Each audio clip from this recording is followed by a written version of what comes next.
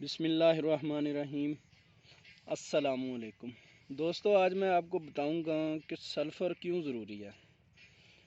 कि सब कहते हैं कि हर फसल में सल्फ़र का इस्तेमाल किया जाए, इस फसल में भी सल्फ़र इस्तेमाल करो, इस फसल में भी सल्फ़र इस्तेमाल करो। सल्फ़र क्यों ज़रूरी है और सल्फ़र कितना अहम है। सल्फ़र और नाइट्रोजन क्या है? जो हम यूरिया खाद इस्तेमाल करते हैं, इसी में नाइट्रोजन होती है, इसको नाइट्रोजन बोलते हैं। सल्फ़र और नाइट्रोजन का आपस में चोली दामन का साथ है। जब सल्फ़र की कमी होगी तो नाइट्रोजन की दस्तयाबी जो है, अवेलेबिलिटी कम हो जाएगी, प्रोटीन कम बनेगी, अमाइनो एसिड कम बनेगा, पैदावार कम आएगी। जब प्रोटीन और अमाइनो एसिड कम बनेगा, सल्फ़र की कमी होगी, तो हमारी जो पैदावार है उसमें कमी वाक़ई हो जाएगी। सल्फ़र की कमी होगी तो पौधे में मुख्तलिफ़ किस्म के जो एंजाइम हैं, विटामिन हैं, उनमें मदद के तौर पर जो रिएक्शन करवाते हैं, उन्हें सल्फ़र की ज़रूरत होती है। अगर सल्फ़र की कमी होगी तो रिएक्शन स्लो हो जाएंगे, रिएक्शन मुकम्मल नहीं हो पाएंगे, जिससे क्या होगा, जिससे हमारी पैदावार में कमी वाक़ई हो जाएगी। दोस्तों, जिस तरह हम गंदम में प्रोटीन की मकदार बढ़ाना चाहते हैं तो नाइट्रोजन इस्तेमाल करते हैं। लूसन में, चारे में प्रोटीन की मकदार बढ़ाना चाहते हैं तो नाइट्रोजन इस्तेमाल करते हैं। हम चाहते हैं कि मकई के अंदर प्रोटीन की मकदार बढ़े, हम नाइट्रोजन पूरे इस्तेमाल करते हैं। तो जहाँ जहाँ नाइट्रोजन हो जाती है, उसकी दस्तयाबी को, उसकी ट्रांसपोर्ट को, उसकी तरसील को बेहतर करने के लिए सल्फ़र का किरदार होता है। यानी सल्फ़र इस्तेमाल करेंगे तो नाइट्रोजन की एफिशिएंसी जो है वो डबल हो जाती है।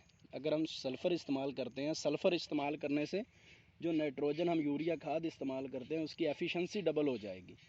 दोस्तों, इसीलिए कहा जाता है कि इस फसल में भी सल्फ़र डालें, इस फसल में भी सल्फ़र डालें, बागात में भी सल्फ़र डालें, सब्जियों को भी सल्फ़र डालें, गंदम को भी सल्फ़र की ज़रूरत है। अब मैं आपको बताता चलूँ कि सल्फ़र की असल हकीकत क्या है, इसकी ज़रूरत क्यों पेश आई है।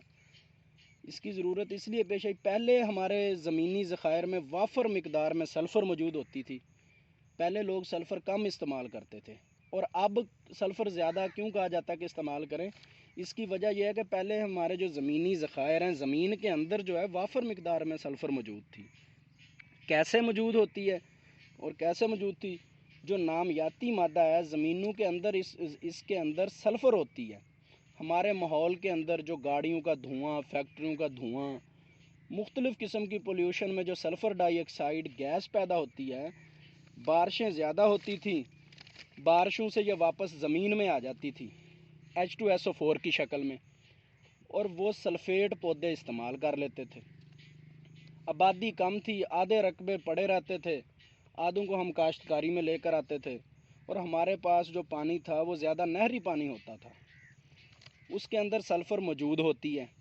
ज़्यादातर नहरी पानी लगता था, जो सल्फ़र की रिक्वायरमेंट पूरी हो जाती थी, जिससे नहरी पानी के अंदर क्या है, नहरी पानी के अंदर सल्फ़र मौजूद होती है, तो उससे जो ज़्यादातर लोग नहरी पानी लगाते थे, उससे सल्फ़र की रिक्वायरमेंट पूरी हो जाती थी। इसके अलावा हमारे पास वो वैरायटी थी, और असल जो बात है उसको समझें, इसके अलावा हमारे पास वो वैरायटी थी जिनका पैदावारी पोटेंशियल कम था। यानी कि 15 मन 20 मन कह लें गंदम की, उनका पोटेंशियल होता था। यानी कि ज़्यादा से ज़्यादा हमारी जो आज से 20 30 40 साल पीछे चले जाएं, तो गंदम की ज़्यादा से ज़्यादा जो पैदावार थी वो 20 मन 25 मन 15 मन इतनी होती थी। उनका पोटेंशियल जो था पैदावारी वो कम होता था। तो जितनी उनको ज़रूरत होती थी सल्फ़र की, वो पहले से हो जाती थी पूरी ज़मीन के अंदर से, ज़मीन के अंदर इतनी सल्फ़र मौजूद होती थी। और अब क्या हुआ, अब वैरायटी के अंदर पोटेंशियल जो है वो ज़्यादा, वैरायटी जो है उनके अंदर पोटेंशियल वो 100 मन तक चला गया। वैरायटी के अंदर जो पोटेंशियल है वो 100 मन तक चला गया।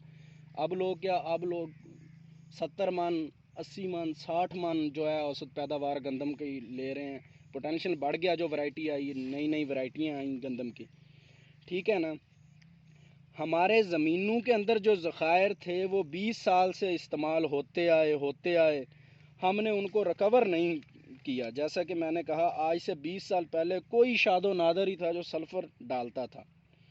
और जहाँ पर ट्यूबवेल का पानी लगता है, यानी कि जो हम पीटर चला के पीटर का पानी या ट्यूबवेल का पानी लगाते हैं, वहाँ पर तो इंतहाई ज़रूरी है सल्फ़र का इस्तेमाल करना। क्यों? क्योंकि नहरी पानी में, जैसा कि मैंने आपको पहले भी बताया कि नहरी पानी में कुछ ना कुछ उसमें सल्फ़र की मकदार मौजूद होती है, और जहाँ नहरी पानी नहीं लगता और जहाँ नहरी पानी लगता है वहाँ भी सल्फ़र इस्तेमाल करना चाहिए। लेकिन जहाँ पर नहीं लगता, ट्यूबवेल का पानी लगता है, पीटर का पानी लगाते हैं, नहरी पानी हम लोग लगाते नहीं हैं, वहाँ पर तो सल्फ़र इंतहाई ज़रूरी है इस्तेमाल करना।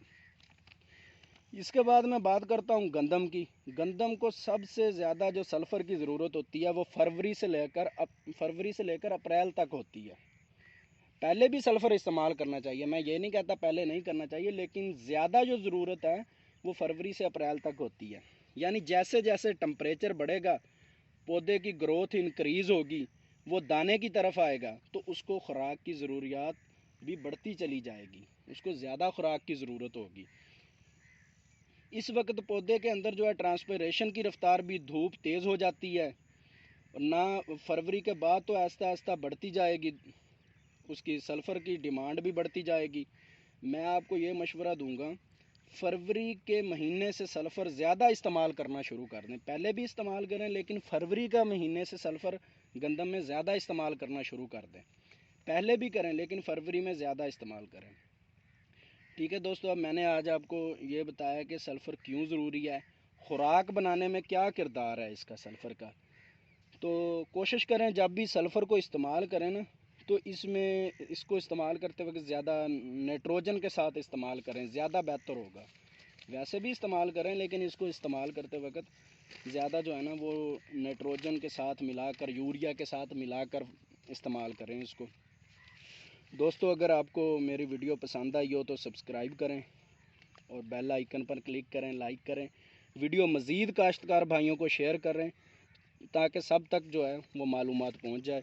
दुआओं में याद रखिएगा। अल्लाह हाफिज़।